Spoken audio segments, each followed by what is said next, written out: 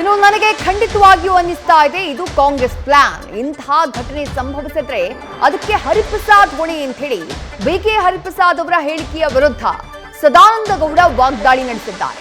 ಕೂಡಲೇ ಬಿಕೆ ಹರಿಪ್ರಸಾದ್ ಅವರನ್ನ ಪೊಲೀಸರು ಬಂಧಿಸಬೇಕು, ಇದರ ಹಿಂದೆ ದೊಡ್ಡ ಪಿತೂರಿಯೇ ಇದೆ ಅಂತ ಅನ್ನಿಸ್ತಿದೆ ಅಂತ ಹೇಳಿ ಡಿವಿ ಸದಾನಂದ ಗೌಡ ಕಿಡಿಕಾರಿದ್ದಾರೆ.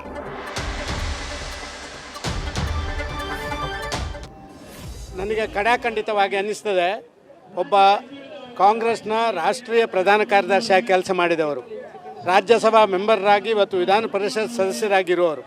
ಪ್ರಾಯಶಃ ಇದು ಕಾಂಗ್ರೆಸ್ನ ಪ್ಲ್ಯಾನ್ ಇರಬೇಕು ಅಂತ ನನಗೆ ಅನ್ನಿಸ್ತದೆ. ಅದು ಏನೋ ಅಪ್ಪಿತಪ್ಪಿ ಅವರು ಹೇಳಿದ್ದಾರೆ.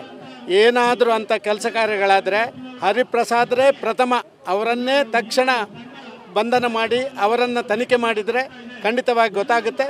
ಈಗಲೇ ಅವರನ್ನು ಬಂಧನ ಮಾಡಬೇಕು ಮತ್ತು ಇದರ ಹಿನ್ನೆಲೆ ಎಲ್ಲಿಂದ ಬಂತು, ಇದರ ರಿಸೋರ್ಸಸ್ ಎಲ್ಲಿ ಅಂತ ಹೇಳಿ ಮಾಡಬೇಕು. ಒಬ್ಬ MLC, ಒಬ್ಬ ಜನಪ್ರತಿನಿಧಿ, ಒಬ್ಬ ಕಾಂಗ್ರೆಸ್ನ ಪ್ರಮುಖ ಹೀಗೆ ಹೇಳಬೇಕಾದ್ರೆ ಇದರ ಹಿಂದೆ ಯಾವುದೋ ಪಿತೂರು ಇದೆ ಅಂತ ಹೇಳುವಂಥ ಸಂಶಯ ನನಗೆ ಗಂಭೀರವಾಗಿ ಬರ್ತಾ ಇದೆ. ನಾನು ಪೊಲೀಸ್ ಕಮಿಷನರನ್ನು ಆಗ್ರಹ ಮಾಡ್ತೇನೆ, ತಕ್ಷಣ ಬಂಧನ ಮಾಡಿ ಎನ್ಕ್ವೈರ್ ಮಾಡಿ ಮತ್ತು ಇಂಥ ಘಟನೆ ನಡೆದಾಗೆ ನೋಡುವಂಥ ಅವಶ್ಯಕತೆ ಇದೆ ಅಂತ ಭಾವಿಸ್ತಾ ಇದ್ದೇನೆ. ನ್ಯೂಸ್ ಫಸ್ಟ್, ನಿರ್ಭೀತಿಯಿಂದ ನಿಮ್ಮ ಪರವಾಗಿ.